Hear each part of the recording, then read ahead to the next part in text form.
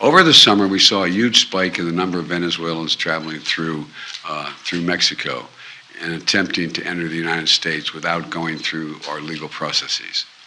We responded by using and ensuring that there are two safe and lawful ways for someone leaving the country to come to America. And that was one of the reasons you were proposing.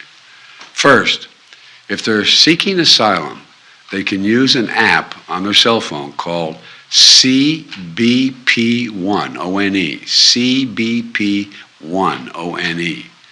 That's to spell it out, not the number one. To schedule an appointment at a port of entry and make their asylum claim there without crossing the border unlawfully and have a decision determined by an asylum officer, do they qualify? Second, in October, we worked with the Mexican government to launch a new parole program. There's another program called, you all know it, but the public may not, called the Parole program, that immediately showed results by reducing the number of people crossing the border unlawfully.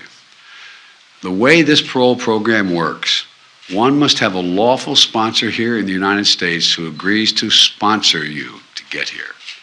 Then, that person has to undergo rigorous background checks and apply from outside the United States and not cross the border illegally in the meantime.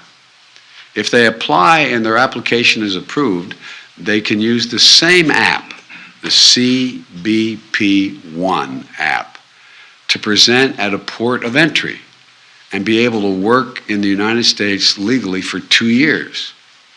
That's the process. But if their application is denied, or if they attempt to cross into the United States unlawfully, they'll be returned back to Mexico and will not be eligible for this program after that. So so making the program available, if they apply and they do it properly, fine. If they don't apply and they try to come through, they're not going to have an opportunity to deal with the program. This new process is orderly, it's safe, and it's humane. And it works. Since we created the new program, the number of Venezuelans trying to enter America without going through a legal process has dropped dramatically from about 1,100 per day to less than 250 per day on average. That's several hundred people on average every single day who are not crossing into America illegally. Today, I'm announcing that my administration is going to expand the parole program for people not only from Venezuela, but from Cuba, Nicaragua, and Haiti. Again, these four countries, Venezuela, Cuba, Nicaragua, and Haiti, these four countries account for most of the people now traveling into Mexico to try to start a new life by crossing the border into the United States of America on the southwest border. We anticipate this action is going to substantially reduce the number of people attempting to cross our southwest border without going through a legal process. In fact, today, I'm announcing that Mexico has agreed to allow up to return up to 30,000 persons per month who try, get caught, and get sent back from those four countries, who are apprehended while attempting to unlawfully cross the border, the southwest border.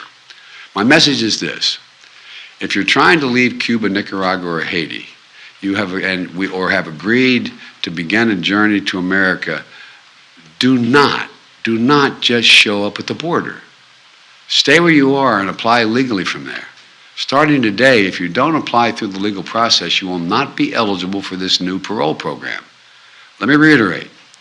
You need a lawful sponsor in the United States of America, number one, and you need to undergo a rigorous background check, number two. If your application is approved and you show up at a U.S. airport or when and where directed,